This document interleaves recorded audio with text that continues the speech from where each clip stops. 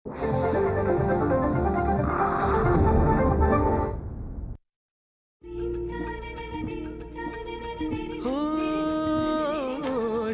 स्वरांचे बनती गाणे, साजनवानंद तराणे, रसिकांशी हे जुळते नाते घडते जेव्हा सुरेल गाणे.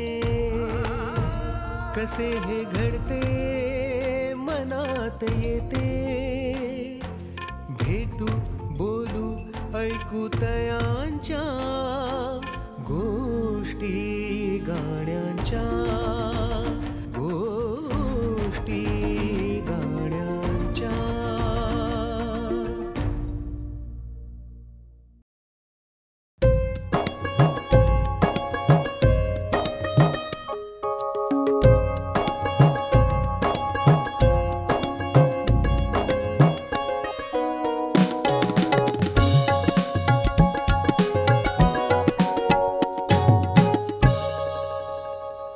नमस्कार. गोष्टी गाण्यांच्या कार्यक्रमात आपल्या सगळ्यांचं स्वागत आहे. महाराष्ट्राला एक खूप मोठी परंपरा आहे, ती म्हणजे भावसंगीताची. मराठीतलं भावसंगीत आणि त्यातून एक परंपरेने निर्माण झालेलं अगदी आत्ताच्या काळापर्यंतचं संगीत, या सगळ्या काळाचे साक्षीदार म्हटले तर अनेक गीतकार, संगीतकार आणि गायक आपल्यासमोर येतात. आणि त्याचबरोबर शास्त्रीय संगीताची अभिजातता ज्यांनी टिकवून ठेवले असे काही कलाकार आपल्यासोबत आहेत. त्यामुळे आज अशा दोन दिग्गज व्यक्तिमत्वांना आपण भेटणार आहोत. श्रीधर फडके आज आपल्यासोबत आहेत. नमस्कार श्रीधरजी. नमस्कार. आणि शास्त्रीय संगीतातला एक बुलंद आवाज म्हटलं तर आरतीताई अंकलीकर टिकेकर आपल्यासोबत आहेत. आरतीताई नमस्कार, स्वागत आहे. तुम्हा दोघांकडनं अनेक गोष्टी आम्हाला ऐकायच्या आहेत, कारण गाणी तुमची नेहमी ऐकली जातात, पण गाण्यांमागच्या गोष्टी, त्यावेळेला घडलेल्या काही गोष्टी आणि त्यावेळेला घडलेले किस्से, काही घटना, या आम्हाला आज तुमच्याकडनं ऐकायच्या आहेत. श्रीधरजी, तुम्ही आहात म्हटल्यानंतर ओंकार स्वरूपाने जर सुरुवात झाली नाही तर ती मैफिल पूर्ण होणारच नाही. तर मला असं वाटतं आपण सुरुवात ओंकार स्वरूपाने करूया आणि नंतर त्याविषयी आम्हाला तुमच्याकडनं ऐकायला आवडेल.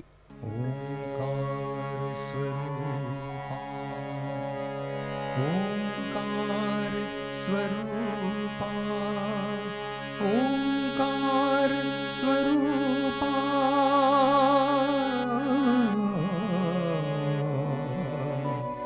तुझे नमो तुझे नमो तुझे नमो. ओंकार स्वरूपा सद्गुरु समर्था, ओंकार स्वरूपा सद्गुरु समर्था, अनाथांच्या नाथा तुझे नमो तुझे नमो तुझे नमो तुझे नमो तुझे नमो.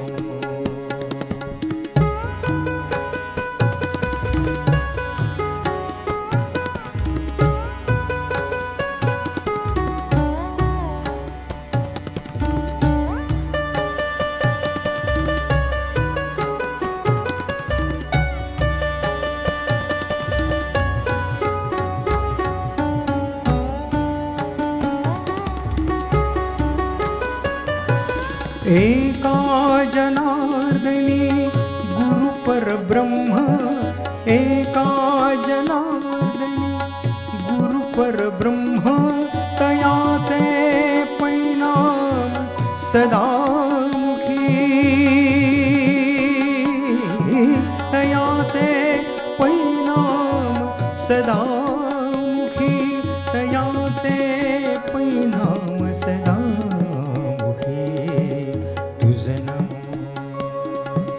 तुझे नमो तयाचे परिणाम सदामुखी.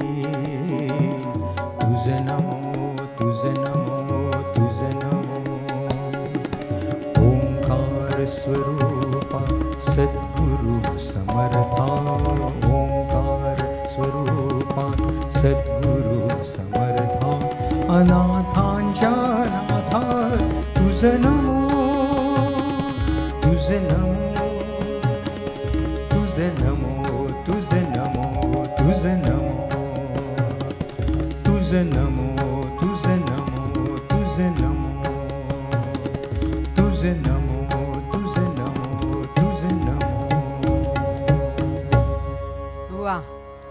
खरं तर श्रीधरजी, तुम्ही या गाण्याच्या निमित्ताने अनेकांना मैफिलीची सुरुवात करण्यासाठी एक योग्य अशी जागा संगीतातली तुम्ही निर्माण करून दिली आहे. पण ओंकार स्वरूपा अनेक वर्ष झाली आता, आम्ही इतकी वर्ष ऐकतोय. मला वाटतं दूरदर्शनवर पण हे सुरुवातीला घेतलं गेलं. 85 मध्ये ही कॅसेट आली त्यावेळेला. आणि नंतर माझ्या अंदाजे 86-87 त्यावेळच्या दूरदर्शनच्या निर्मात्या किरणताई, किरण चित्रे, त्यांनी एक कार्यक्रम केला होता आणि त्यात वाडकर आले होते गायला, कारण मूळ गायक वाडकरच आहेत. हा संत एकनाथ महाराजांचा अभंग आहे.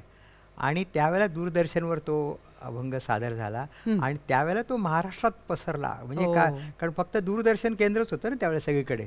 आणि त्यामुळे मी दूरदर्शनला खरंच मनापासून धन्यवाद देतो की त्यांच्यामुळे माझी गाणी, अनेक गाणी लोकप्रिय झाली, लोकांपर्यंत पोहोचली. बरोबर. पण मुळात हा अभंग करावा हे कसं सुचलं? एकनाथ महाराजांचा अभंग घ्यावा, कारण संतांच्या इतक्या रचना आपल्याकडे आहेत, तर ती निवड कशी झाली? काय झालं, बाबूजींनी आमच्याकडे एक सकल संत गाथा त्याचे 2 खंड आणलेले आहेत, वेगवेगळ्या संतांचे अभंग आहेत. तर माझ्यामध्ये मनामध्ये होतं की आपले नेहमी अभंग जे करतात ते साधारणतः भजनी ठेक्यात असतात, तर आपण प्रयोग काय नाही करायला हरकत नाही, म्हणून एकताला करता येईल. कारण माझ्या मनात एक चाल आली होती, ती होती ड ड ड ड ड ड ड ड ड ड ड, एवढे स्वर होते ते. बरं. आणि मग ह्याला मिळतील का म्हणून मी शोधायला लागलो. आणि सुदैवाने त्यांच्या आशीर्वादाने एकनाथ महाराजांचा हा अभंग मिळाल्यानंतर बरोबर तुझं नमो तुझं नमो तुझं नमो हे मिळालं त्याच्यात. आणि मग ते रिव्हर्स इंजिनिअरिंग करताना तशी ती प्रोसेस चालू झाली. बरोबर, खरंच आहे ती संगीताची. आणि मग मी सुरेश वाडकरांना विचारलं आणि आमचं पुढे फार सुंदर गायलंय. हो, सुंदरच झालंय. आणि मी म्हटलं तसं की कोणत्याही मैफिलीची सुरुवात आम्ही यापासून करू शकतो, एक नमन म्हणतो तसं ते होऊन जातं.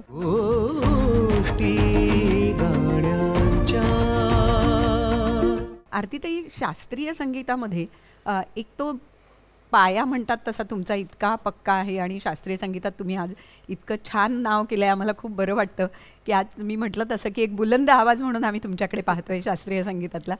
तर हा जो भक्तिरसाचा धागा आहे तो शास्त्रीय संगीतात तुम्हाला स्वतःला केव्हा जाणवला? मला म्हणजे मी ते लहानपणापासूनच रागदारी संगीताबद्दल बरोबरच म्हणजे रागसंगीताबरोबर भावगीतं, नाट्यगीतं, भक्तिगीतं हे म्हणतच होते. त्यामुळे जसजसं म्हणत गेले त्या शब्दांकडे पाहायला लागले, त्या सुरावटीकडे पाहायला लागले. कारण कित्येक वेळेला शब्दांच्या आधी सुरावट शिकवली जाते रागसंगीतामध्ये, पण त्या सुरावटीमध्ये पण एक भाव असतो ना. सुरावटी कधी कधी ती मींड असते, ती खूप गंभीर असते, तान असते, त्याचं जे चांचल्य आहे त्याच्यामुळे वेगळा मूड तयार होतो. त्यामुळे मला असं वाटतं की एक्सप्रेशन जे आहे ते त्या स्वरसमूहात असतं आणि ते ओळखण्याची मला असं वाटतं लहानपणापासून ती सवय लागून गेली. माझ्या गुरुजी विजयाताई जोगळेकर ज्या पहिल्या होत्या ना, त्या म्हणजे काही शब्दप्रधान गाणीसुद्धा माझ्याकडनं छान गाऊन घेत असत, अगदी मी 8-9 वर्षाची असताना.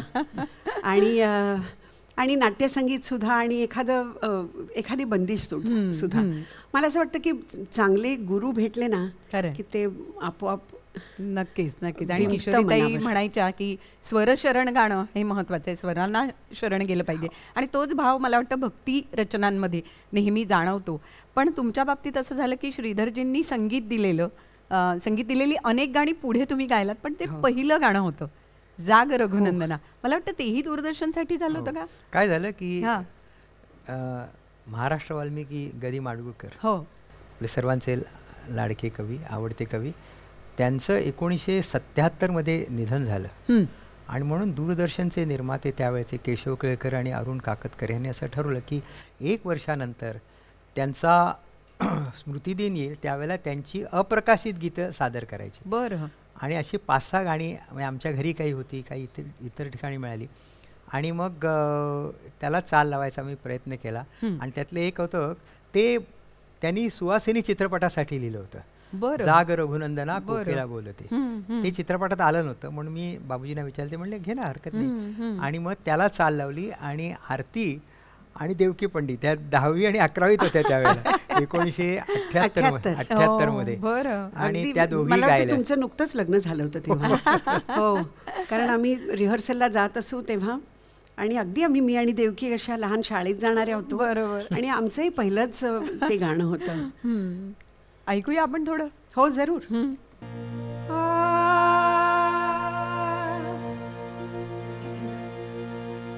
जाग रघुनंदना, जाग रघुनंदना, जाग रघुनंदना, कोकिला बोलते, कोकिला बोलते, जाग रघुनंदना, जाग रघुनंदना, जाग रघुनंदना, जाग रघुनंदना.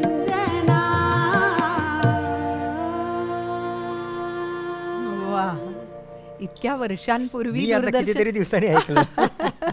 म्हणून म्हटलं की ते दूरदर्शनचा तो जो काळ होता पहिला, मला वाटतं श्रीधरजी 72 साली 2 ऑक्टोबरला दूरदर्शन सुरू झालं हो, हो. आणि 9 ऑक्टोबरला पहिला कार्यक्रम तुम्ही केला होता. हो हो, मी आणि माझे मित्र उदय चित्रे, उदय परुळकर, युव दर्शन म्हणून एक कार्यक्रम होता. बरोबर. मला केशव केळकर होते, त्यांनी केला होता.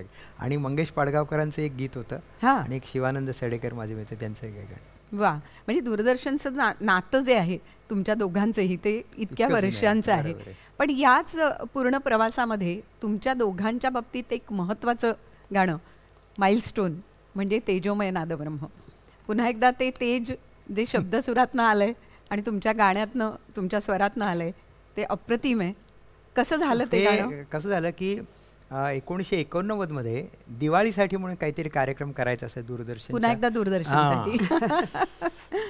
त्यावेळेला खूप सुरेख कार्यक्रम होत असत. दूरदर्शन म्हणजे वेगवेगळी म्हणजे गाणी त्या कार्यक्रमासाठी बसवली जात. शब्दांच्या पलीकडले हा एक सुंदर कार्यक्रम होता, प्रतिभा आणि प्रतिमा होता. फार छान.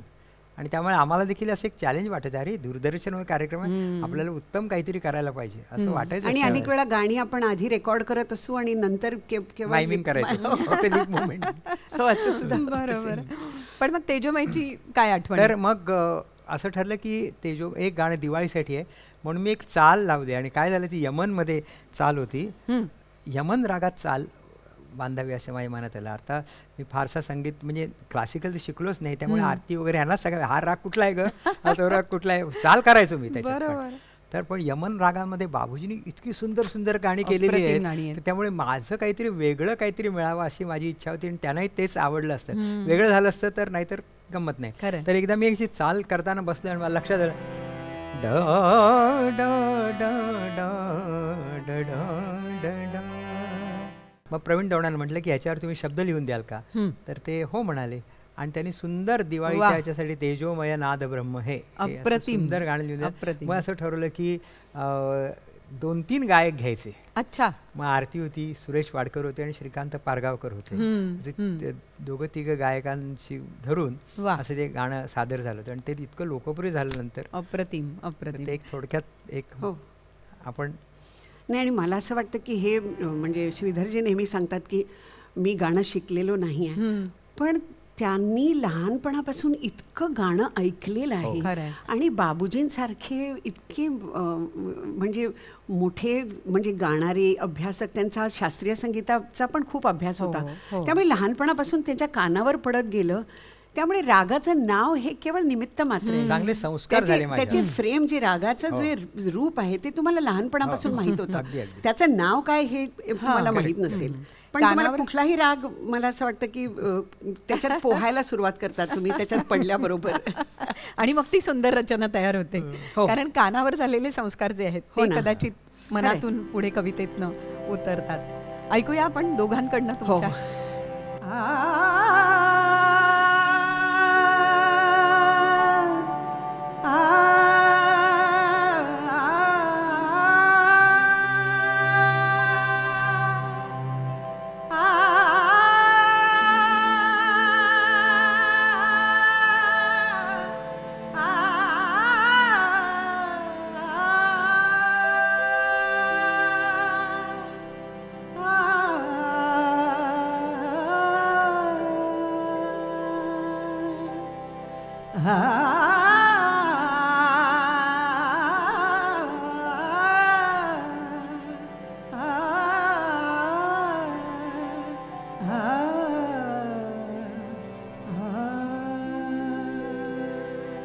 तेजोमय नाद ब्रह्म है, तेजोमय नाद ब्रह्म है। ऋण जुळले काळजात, लख लखले लोचनात. ऋण जुळले काळजात, लख लखले लोचनात. अंबरात अंतरात एक रूप है, नाद ब्रह्म है, तेजोमय नाद ब्रह्म है, तेजोमय नाद ब्रह्म है।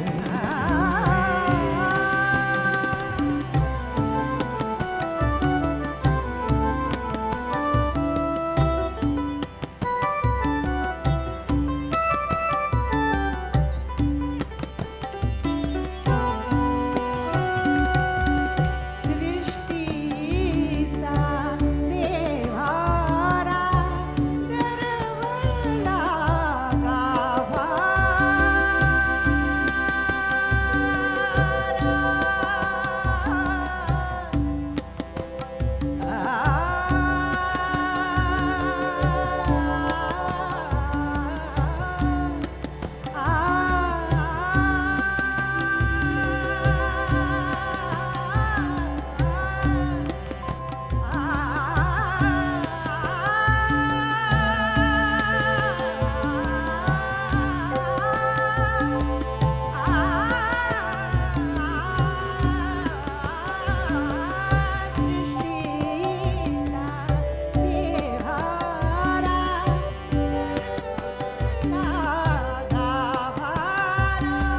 सर्व दिशा कांचन पवन मंद मंगलमय, सर्व दिशा कांचन पवन मंद मंगलमय, आरती तेजाच्या, आरतीत तेजाच्या, विश्वदंग है, नाद ब्रह्म है, तेजोमय नाद ब्रह्म है, तेजोमय नाद ब्रह्म है, तेजोमय नाद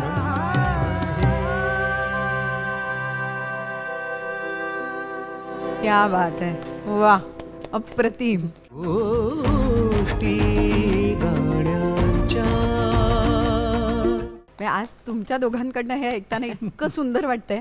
आणि आरतीताई, तुम्ही त्याच्यात जे खूप रंग दिवसांनी भरले म्हणालो आणखी. पण आपण. हो कारण ती गाणी पहा 89 हो. त्याच्यानंतर अनेक वर्षांनी आम्ही ते रेकॉर्ड केलं. आणि 89 मध्ये श्रीधरजी आणि मी वेगळे होतो. हो. रेकॉर्ड करतानाचे श्रीधरजी आणि मी वेगळे होतो. आणि आता 2024 मधले वेगळे खरंय आहोत. खरंय. पण काळ कितीही पुढे गेला तरी ती जी नादब्रह्माची उपासना आहे, जी ती तुम्ही केलेली आहे आणि इतक्या वर्षांची साधना आहे तुमची. आणि त्यामुळे मला असं वाटतं की ती तितकंच अलौकिक असं नाही ते खरं सुंदर आहे. म्हणजे असं कधी वाटतं. आम्ही भेटलो आणि कोणतंही गाणं जे त्यांच्याबरोबर मी गायलेले आहे किंवा त्यांनी माझ्यासाठी केलेलं आहे, ते असं त्यांनी हार्मोनियम हातात घेतली आणि लगेच पाहिलं की असं तिथे फोकस होतं आणि सुरू होतं ती रेकॉर्ड. खरंय. नाही. आणि मी आरतीला म्हणजे माझी तिने बरीच गाणी गायलेली हो. आहे, पण मला तिचा तो आक्रमक आवाज हो. तानांचं हे ते फार मला आवडतं. बरोबर. आणि आशाबाईंनी तिचं खूप कौतुक केलंय. अच्छा. त्यांची ती लाडकी गायिका आहे. अरे वा. ते मला बऱ्याच वेळा म्हणतात ती कोण म्हटलं ती आरतीन. हो हो फार सुंदर गाते. वा वा. मोठेपण आहे त्यांचं. एका गायकाने दुसऱ्या गायकाला ही दाद आणि- देणं ही खरंय. सुद्धा खूप मोठी महत्वाची गोष्ट आहे. Yeah. पण हा सगळा प्रवास करत असताना ना प्रत्येक टप्प्यावर काहीतरी नवीन सापडत जातं. म्हणजे गायकालाही सापडतं, तुम्हाला गायक म्हणून संगीतकार म्हणूनही सापडतं. तर मला असं वाटतं की तो सगळा पहिला काळ आणि आज जवळपास 45 वर्ष सगळा तो काळ पुढे गेला. तर आज नवीन काय करताय किंवा नवीन वेगळं काय देताय? कारण तुमच्याकडनं आता- उत्तम कविता आम्हाला नेहमी मिळाल्यात. ऍक्च्युली 45 वर्ष झालेली नाही आहेत. हा, कारण मी म्हटलं माझं वय काय आणि 45 कसं वय हो. त्यामुळे ते तेजोमय नाही, जेव्हा त्यांच्या- झालं तेव्हा त्यांच्या सुरुवातीची हा, ती का? ती मला का? असं वाटतं तेजोमय आता झालं ते. 89 मध्ये झालं ना. हो. 11 आणि 23 34 वर्ष बरोबर. झाली. हा. नाही, तेजोमय हे आत्ता नंतरचा मधला टप्पा आहे तो. मी म्हटलं की त्यांच्या त्यांच्या career माझ्या- मध्ये हा. कारकिर्दीला त्यांच्या ते सुरुवात. तिथून बरोबर. आजपर्यंत 40, असा जो 45 प्रवास आहे. पहिलं गाणं तुम्ही कोणत्या वर्षी केलंय? माझं देवाची द्वारी उभा क्षण हो. भरी हे गाणं होतं. ते 1974 मध्ये केलं होतं. वा. क्या बात है. आणि ते बाबूजी येऊन गायले होते तिथे अमेरिकेत. त्याला क्या मी बात. विनंती केली होती, गायले होते त्या. आणि चित्रपटासाठी फिटे अंधाराचे म्हणजे जाळे. त्याला 50 वर्ष झाली. 50 वर्ष झाली. क्या बात है. आणि चित्रपटासाठी 50 म्हणजे नाही ते तोही चित्रपट माझा पहिला आला लक्ष्मीची पावले तो 81 मध्ये आला. फिटे अंधाराचे हो, जाळे फिटे अंधाराचे जे जाळे. बाबूजींनी आणि आशाबाईंनी हा. गायलं ते पहिलं गाणं हो. चित्रपटासाठीचं. पण मी म्हटलं तसं आजच्या टप्प्यावर काय नवीन आता आणलं? मी गेल्या वर्षी माझे एक मित्र आहेत अमेरिकेत मोहन रानडे म्हणून, त्यांनी एक नवीन अल्बम काढलेला आहे. त्याच्यामध्ये मी एक गायलो आहे. ती सुरेश भटांची कविता आहे. हं. ती इतकी सुंदर कविता आणि त्यांच्या पुस्तकात मला मिळाली. पण ते 4च ओळी, अच्छा. पण त्या ज्या ओळी लिहिल्या आहेत ना क्या बात आहे. तर ते म्हणतात, तू कधी वेणीत फूल खोवतेसना तोच मी. हो बरं. त्या तोच मी जसा आणलाय ना. आहा. अन कधी गोऱ्या हाताना मेहंदी लावतेसना तोच मी. आहाहा. तू कधी डोळ्यात काजळ घालतेसना तोच मी. आणि न्हाल्यावर दरवळतेसना तोच मी. आहाहा. वा. हे सुरेश भट म्हणजे वा खरंच म्हटलं. आहे. म्हणजे 4 ओळी त्याला मी चाल लावून ठेवली होती आणि लावली म्हणजे माझ्या परीने.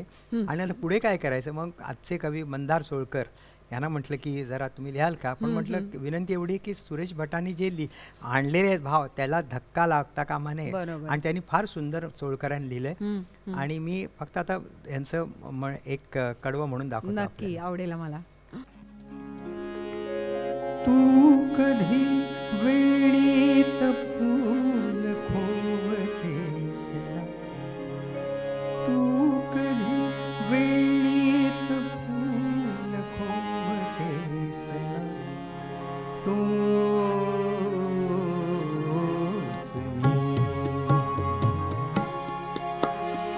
तू कधी वेणीत फूल खोवतेस ना, तोच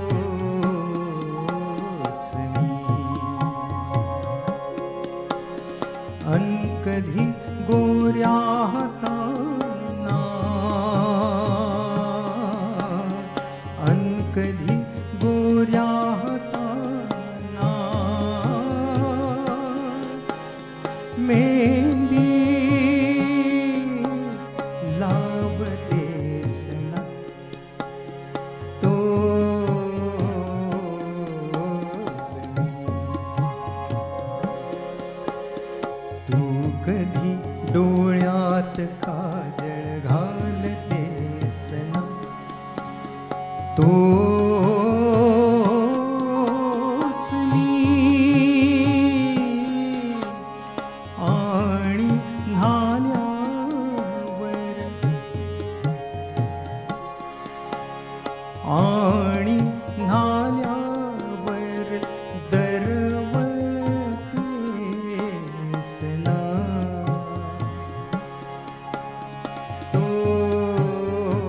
तोच मी. त्या मंदार सोळकरांनी काय पुढच्या ओळी आहे बघा छान लिहिल्या.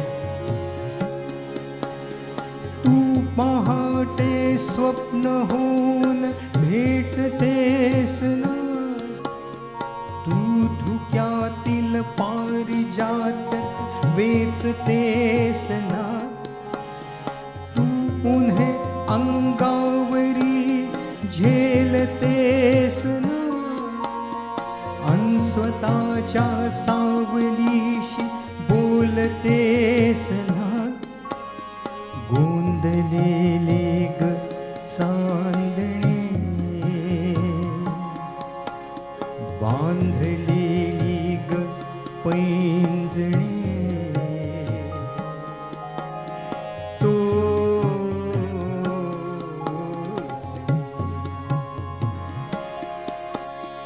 तू कधी वेळीत फूल खोवतेस ना, तोच मी. सुंदर झालंय. म्हणजे सुरेश भटांच्या ओळींना पेलणं आणि नंतर ते खरंय. तुम्ही संगीतातनं मांडणं हा सगळाच एक वेगळा थक्क करणारा भाग आहे. पण ही एक प्रक्रिया असते ना, म्हणजे संगीतकाराला गीत हातात आल्यापासून त्याचं गाणं बनेपर्यंत या प्रक्रियेमधल्या काही गोष्टी, एखादी गोष्ट आम्हाला सांगता येईल की काय नेमकी ती प्रक्रिया घडत असते आणि तेव्हा नेमकं संगीतकाराच्या मनात काय असतं? आता ह्या कवितेत देखील बघा ना, ह्याच्यात महत्त्वाचं काय आहे, त्यांनी कौतुक तिचं केलं, पण तो सगळं मीच आहे. ते तोच मीला आधी मी चाल लावली मी. बरोबर. आणि ते जेव्हा मला असं वाटलं की हे जरा व्यवस्थित झालेलं आहे, बरं वाटतंय, मग मी असं उलटं परत रिव्हर्स इंजिनिअरिंग झालेलं आहे त्याचं. बरोबर. पण जोपर्यंत मला स्वतःला मी जेव्हा चाल लावायला जातो, लावतो जे स्वतःला पटत नाही ना, तोपर्यंत मी पुढे जात नाही. जेव्हा मला असं वाटतं की योग्य वाटेल, मग आता रसिकांना कशी वाटेल हे मला माहीत नसतं, कोणालाच सांगता येत नाही. बरोबर. परंतु मग गायकाला आवडली तर गायक त्याचा ते ह्यानी तर आरती आहे असं सोनं करतात ते. अगदी. पण आरती ताई, शास्त्रीय संगीताच्या बाबतीत सुद्धा हे असंच आहे का? म्हणजे तुम्ही स्वतः आज एक गायिका तर आहात, पण तुम्ही काही बंदिशी बांधल्या आहात.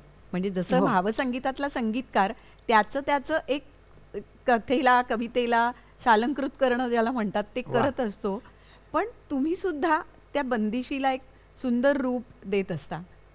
ती प्रक्रिया काय? जेव्हा आम्ही बंदिश करतो तेव्हा एवढा मोठा तो राग 4 ओळींमध्ये बंदिस्त करून त्या रागाचे नाक, डोळे, त्याचे प्रत्येक फीचर जो आहे तो त्या बंदिशीत येऊन त्याच्याबरोबर ताल असतो, त्या तालाची जी नजाकत आहे ती 4 ओळींमध्ये तो राग एवढा मोठा तिथं उभा करायचा हा एक मोठा चॅलेंज असतो. त्यामुळे मी जेव्हा बंदिशी केल्या किंवा करते त्यावेळेला कसं होतं की जसं मी मारू बिहागाची बंदिश, जागुमे सारी रैनाची जी लय आहे म्हणजे धा दिन दिन धा, धा दिन दिन धा, धा दिन दिन धा, त्याच्यापेक्षा थोडी म्हटलं आधी थोडीशी कमी, त्याच्यापेक्षा थोडी कमी लय, आणि मला तराना कुठलाही येत नाही. तेव्हा माझ्या लक्षात आलं की मला तराना तर येत नाही. मग मी वसंतराव माझे सर त्यांना म्हटलं की मला एखादा तराना सांगाल का? तर ते म्हणाले मला तर आमच्या कोणी म्हणजे ते तर मोठ्या मोठ्या लोकांकडे शिकले, ते म्हणाले मी तर गात नाही तो. मग काय करायचं? मग मी म्हटलं आपणच बांधू तराना. बरं. आणि मग म्हटलं 3 तालामध्ये नको, कारण जागोम्या सारी रेनं हे 3 तालात गायचं आहे. मग म्हटलं आडा चौतालमध्ये आपण, आडा चौताल हा 14 मात्राचा ताल आहे, म्हटलं की त्या तालामध्ये आपण बांधूया. आणि असं कधी कधी एखादा राग मनामध्ये अनेक दिवस रुंजी घालत असतो, म्हणजे अगदी मेंदूची प्रत्येक सेल ही तो राग होऊन गेलेली असते. तेव्हा बेमालूमपणे कधी कधी त्याला काही शिवाय काही त्याला भाव जोडले गेले तर त्यातनं शब्द उमटतात आणि त्यातनं ती सुरावट त्या रागाची जी रुंजी घालणारी आणि अशी बंदिश होते. त्यामुळे अशी सुद्धा बंदिश होते. आणि कधी कधी फार भावना तरल झालेल्या असतात आणि एखाद्या रागावर आपण काम करत असतो तेव्हा बंदिश होऊ शकते, आणि कधी कधी गरज असते म्हणून ही बंदिश होते. त्यामुळे ही जी हा मारुबिहागचा जो तराना आडा चौताल मधला ऐकूया.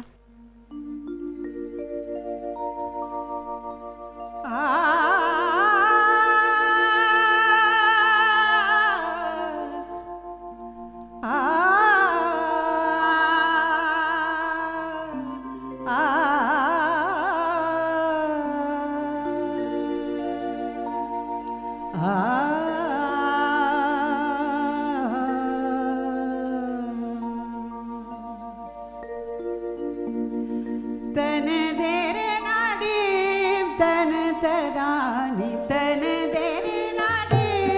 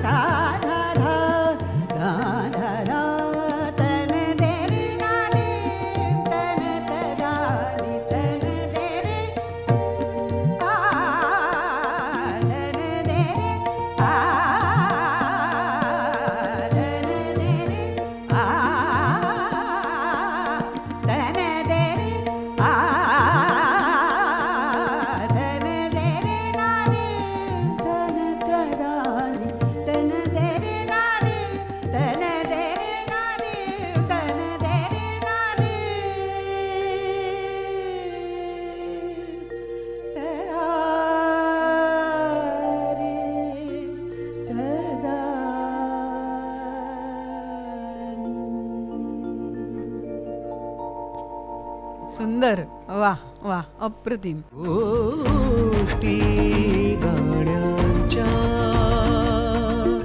आरतीताई, इतकं सुंदर जेव्हा रचना होते आपल्याकडनं, म्हणजे जसं संगीतकाराला ते एक बाळ जन्माला घालायचं असतं तशी ती प्रक्रिया असते, आणि तुमच्याही बाबतीत ते शास्त्रीय संगीताच्या बाबतीत झाल्यानंतर सादर केल्यानंतरचं समाधान, आनंद हा नेमका कसा असतो?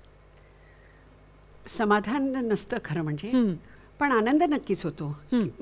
एखादी छान रचना, कारण का ती अशी तो राग, ताल, शब्द हे सगळं मिळून जेव्हा येतं ना, आणि ते अशी संपूर्ण बंदिश आणि एखादी त्याच्यातली तिहाई तराण्यामधली, कारण त्याच्यात हिशोब पण आहे, त्याच्यामुळे त्याच्यात बौद्धिक पण आहे, रागसुद्धा आहे, त्याचे शब्द बरोबर आले पाहिजेत. म्हणजे जे तनोम तननच जरी असलं तरी म्हणजे तेच त्याचं चांगली रचना झाली पाहिजे, आणि ते सगळं मिळून येतं तेव्हा आनंद नक्कीच होतो. पण समाधान होत नाही, असं वाटतं नाही ह्याच्यापेक्षा अजून काहीतरी ही ओळख. जसं म्हणजे मी म्हटलं की श्रीधरजी प्रत्येक वेळेला, प्रत्येक सिटिंगला की हां हे असं करू का, हे असं करू, प्रत्येक वेळेला पॉसिबिलिटीची म्हणजे जी असेल त्याच्याबद्दल चांगलं कसं ह्याच्याहून होईल. मला असं वाटतं याच्या शोधात हा प्रत्येक कलाकार, प्रत्येक संगीतकार असलं पाहिजे, असं खरं हिने सांगितलं बरोबर आहे. आणि असमाधानीच असलं पाहिजे तर नवीन नवीन कलाकृती. नाही, फॉर दॅट मॅटर मी सांगू, माझी आई पण नेहमी म्हणायची, अगं किती छान इडली झाली ग आज. तर म्हणे नाही पण ह्याच्यापेक्षा अजून त्या दिवशी छान होती, पुढच्या वेळेला मी अजून ह्याच्यापेक्षा. त्याच्यामुळे कुठलंही मला वाटतं क्रिएशन हे आपल्याला नेहमी असं वाटतं की ह्याच्यापेक्षा सुंदर करावं. आरतीताई, आईचा उल्लेख निघाला तर मला अगदी तुमच्या लहानपणच्या काही गोष्टी ज्या तुम्हीच सांगितलेल्या मागे त्या मला आठवल्या. म्हणजे आईबाबांनी तुमची शास्त्रीय संगीताची तयारी इतकी सुंदर करून घेतली आहे, कारण तुम्ही अगदी लहानपणापासून गात आलात.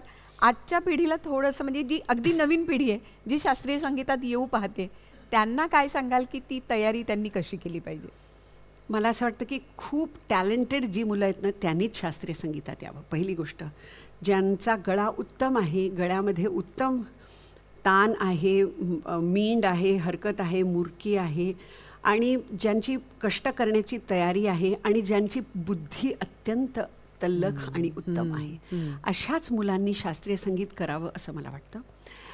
आणि माझ्या वडिलांनी अर्थात म्हणजे जे काही मी आज गाते त्याच्या मागे माझ्या आईवडिलांचे कष्ट आहेत, कारण लहानपणी काही कळत नव्हतं की किती कठोर परिश्रमास पर्याय नाही वगैरे अशी वाक्य वाचत होते, पण त्याचा अर्थ काय. पण बाबा माझे समोर बसत असत. आमच्याकडे एक असा स्टीलचा डबा होता, त्याच्यात छोटे छोटे हिरवे मणी होते, आणि ते तो डबा घेऊन बसलेले असायचे एकदम असे विलन सारखे, आणि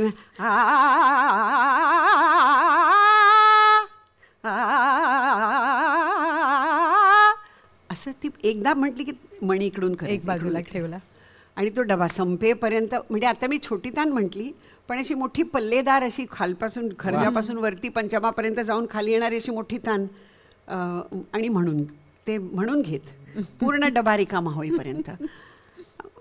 असा रियाज मला कसा जमला असता करायला. आणि ते जे सातत्य, चिकाटी जी लागते, मला असं वाटतं की आपण जसा गळा तयार करत असतो ना, तसं स्वतःलाही आपलं व्यक्तिमत्वही तयार करत असतो. आपण जेव्हा कुठली गोष्ट डेडिकेटेडली करतो, त्यामुळे ते व्यक्तिमत्व तयार होताना असे आईवडील समोर असणं, ज्यांनी अशा गोष्टी करून घेणं, त्यांनी मला असं वाटतं की श्रेय त्यांचं आहे. खरंच आहे, श्रेय त्यांचं नक्कीच आहे. म्हणूनच मला आज आवर्जून त्याचा उल्लेख करावा असं वाटला. मी दोघांनाही भेटलेली आहे आणि त्यांच्याकडून अनेक आरतीताईंच्या या सगळ्या गोष्टी ऐकलेल्या आहेत. पण आरतीताई, लहानपणी तुम्ही सुद्धा त्या सगळ्याला साथ दिलीत आणि तुम्ही सुद्धा करत गेलात, शिकत गेलात, आणि म्हणून आज हे व्यक्तिमत्व आम्हाला पाहायला मिळतंय.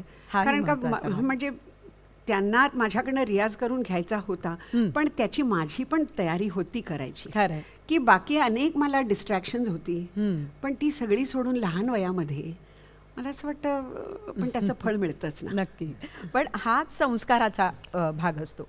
आणि श्रीधरजी, तुमच्यावर तर बाबूजींचे संस्कार, ललिताबाईंचे संस्कार, आणि तो एक संगीताचाच संस्कार घेऊनच तुम्ही खरं तर मोठे झालात आणि सगळा प्रवास तुमचा घडला. त्यामुळे उत्तम कविता सापडली की त्याला चाल लावायची, हा जो तुमचा भाग होता तो खूप महत्त्वाचा होता. मला आठवते अनेक कार्यक्रमांमध्ये त्या कोवळ्या फुलांचा बाजार पाहिला मी. तुम्ही ज्या पद्धतीने सादर करायचात, लोकांचे वन्समोर यायचे इतक्या सुंदर कवितेला. अनिल कांबळेंची रचना आहे. कशी ती कविता तुमच्या हातात आली? माझे एक मित्र आहेत पुण्याचे, अजित सोमण. हां. त्यांच्याशी मी बोलत असताना, अरे म्हटलं अजित, मला काही नवीन कविता मिळाल्या तर बघ ना. हे 1980 मधलं. बरं. आणि त्यांनी अनिल कांबळे म्हणून पुण्यातले एक कवी, त्यांच्या एक 4-5 कविता मला आणून दिल्या. पहिल्यांदा मला अत्यंत आवडलं त्यांचं, अनिल कांबळेंचं त्यांचं अक्षर, हस्ताक्षर इतकं, म्हणजे आपण टाईप केल्यासारखं हस्ताक्षर. आणि असं बघत असताना मला ही गझल मिळाली. म्हणजे समाजातल्या वाईट प्रथांवर उजेड टाकणं हे या गझलमध्ये होतं. म्हणजे लहान मुलींना वाईट व्यवसायाला लावणं जे काय आहे तर ते, त्याच्यावर त्यांनी फार वेगळ्या पद्धतीने गझल लिहिली आहे. ते म्हणतात, त्या कोवळ्या फुलांचा बाजार पाहिला मी, पैशात भावनेचा व्यापार पाहिला.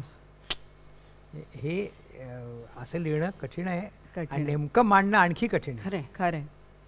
आणि ती भावना लोकांपर्यंत पोहोचवणं ही कठीण, आणि सोपं लिहिणं आणखी कठीण आहे.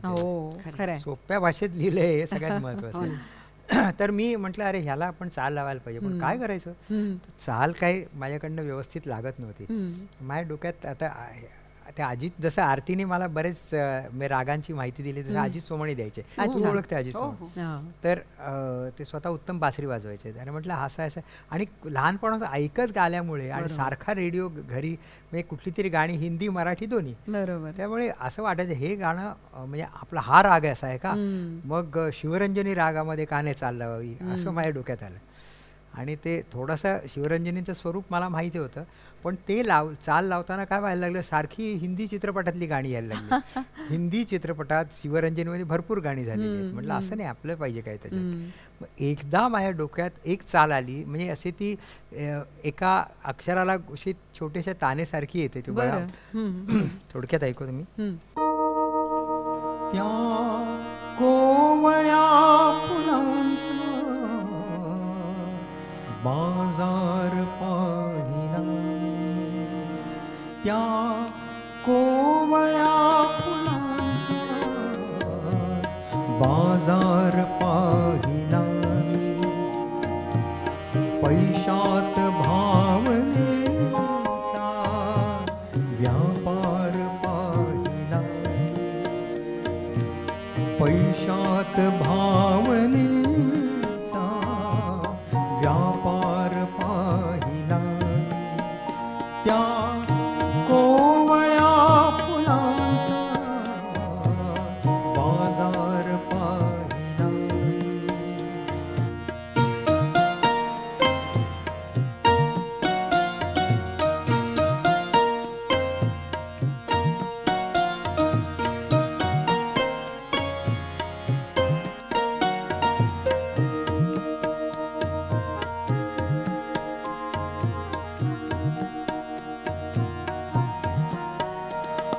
रस्ते उन्हात न्हाले सगळीकडे, परंतु रस्ते उन्हात न्हाले सगळीकडे, परंतु वस्तीतून दिनाच्या अंधार पाहिला,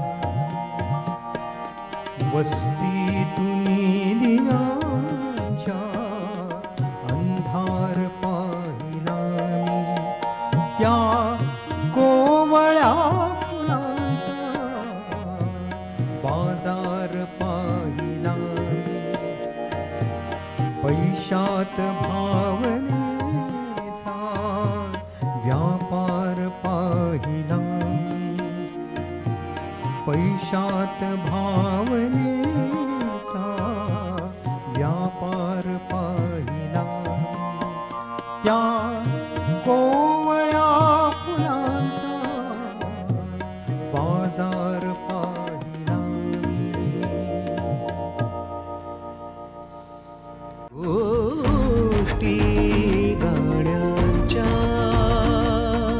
खरंच ही भावना लोकांपर्यंत पोहोचवणं आणि लोकांपर्यंत तो विषयही जाणं, एका दृष्टीने या कवितेतनं खूप तुम्ही पोहोचवलात तो विषय आणि कदाचित लोकांच्या हृदयाला हात घातलात. म्हणजे पण त्याचं श्रेय अनिल कांबळेंचंही त्याचं आहे श्रेय ना. अनिल कांबळेंचं आहे, तितकंच तुमच्या चालीचंही आहे, नाही, आणि तितकंच तुमच्या सुरावट- स्वराचंही आहे.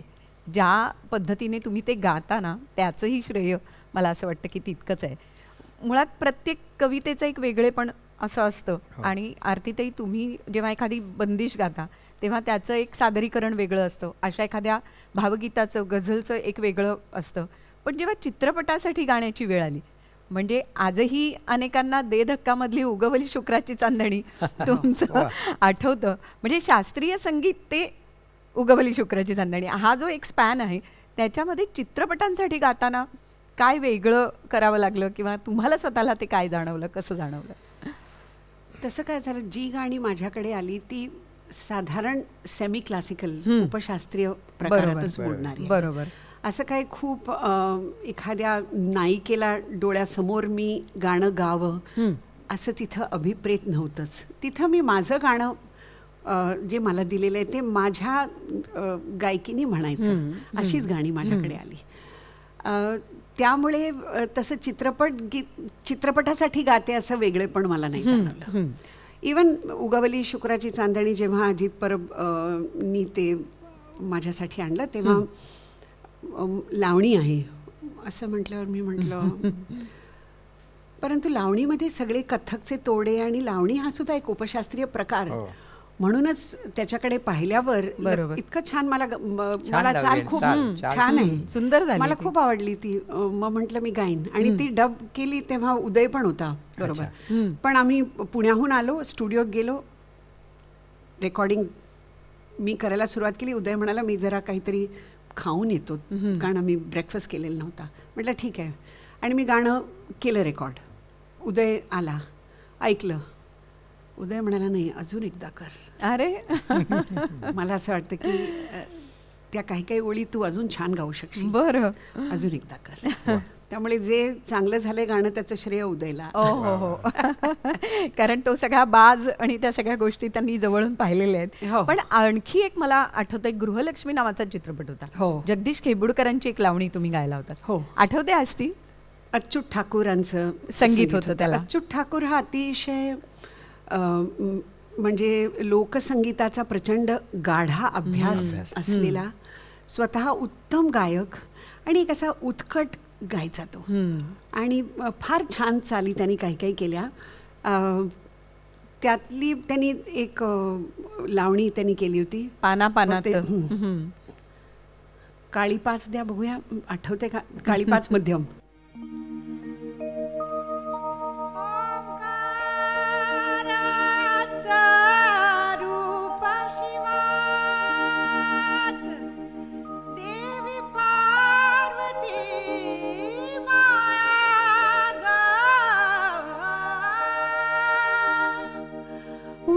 वंशवेलीला फूल येऊ दे, अखंड मिळू दे छाया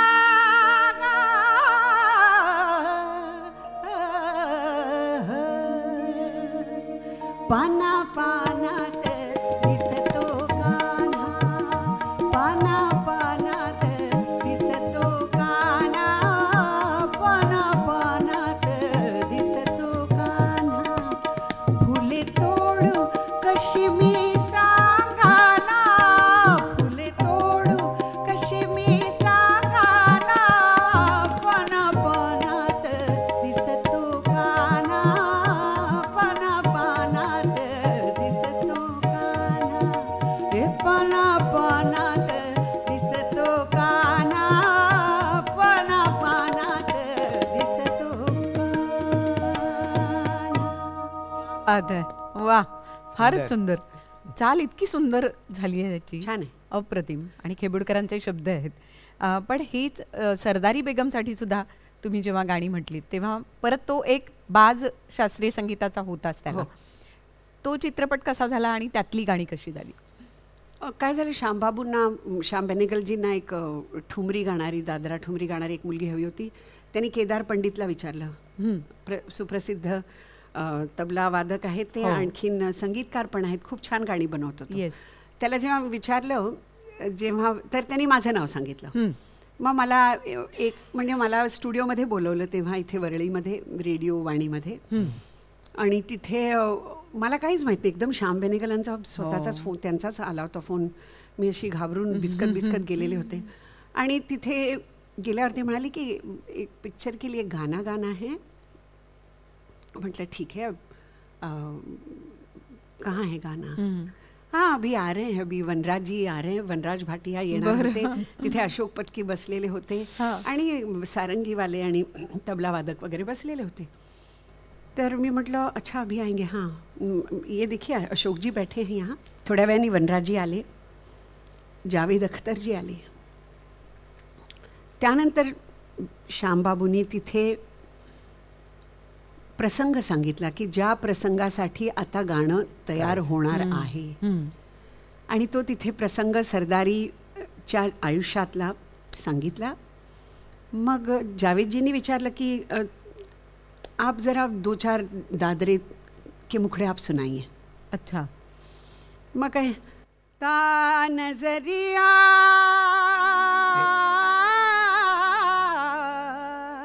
लागे नहीं कहीं और. हा एक दादरा ऐकू. अनेक असे त्यांना दादरेचे मुखडे सांगितले. लगेच ते म्हणाले ठीक आहे मुझे थोडा वक्त दीजिए. आणि ते सिंगर्स बूथमध्ये गेले. तोपर्यंत इथे अशोकजी पत्की हार्मोनियम घेऊन बसलेलेच होते. साधारण मीटर काय ते त्यांनी तिथं सांगितलं जावेदजींनी. अच्छा. अशोकजींनी त्या मीटरप्रमाणे इथे जरा चाल सुरू केली लावायला. तिथे वनराजजी पियानोवर जरा बसलेले होते. ते पण त्या सुरावटीवर तिथे काम करत होते. आतमध्ये ते गाणं लिहिणं चालू होतं, बाहेर चाल देणं चालू होतं आणि मी बावरलेली सगळ्यांकडे पाहत होते. पहिलाच प्रसंग. आणि श्याम बाबू वगैरे असे सगळे मोठे मोठे लोक बसलेले तिथे. अर्ध्या तासांनी जावेदजी आले. त्यांनी एक गाणं 5 अंतरे त्या मीटरमध्ये गाणं लिहून आणलं तिथे आणि 5 अंतरे लिहून आणलं. मोरे कान्हा जो आए पलट के, वाह, अब के होरी मैं खेलूंगी डट के.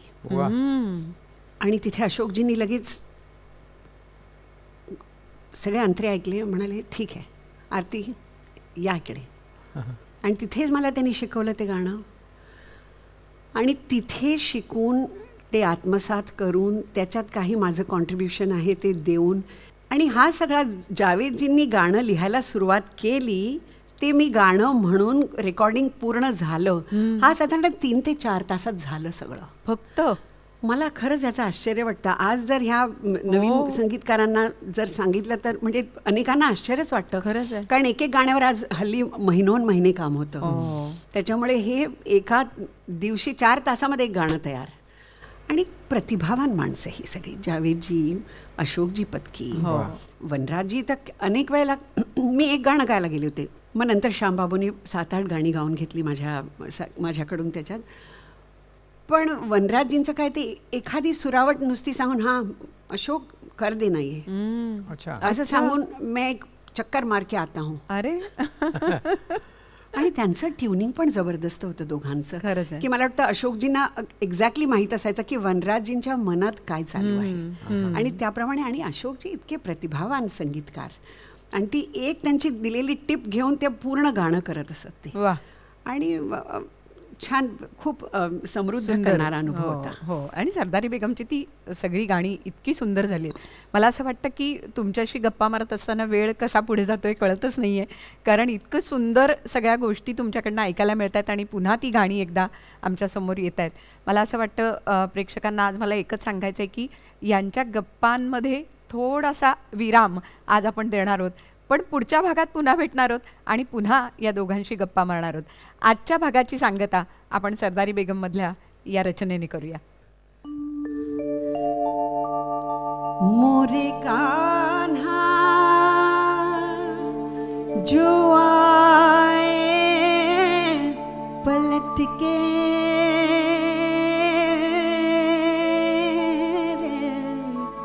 मोरे कान्हा जो आए पलट के रे अब के होरी में खेलूंगी झट के रे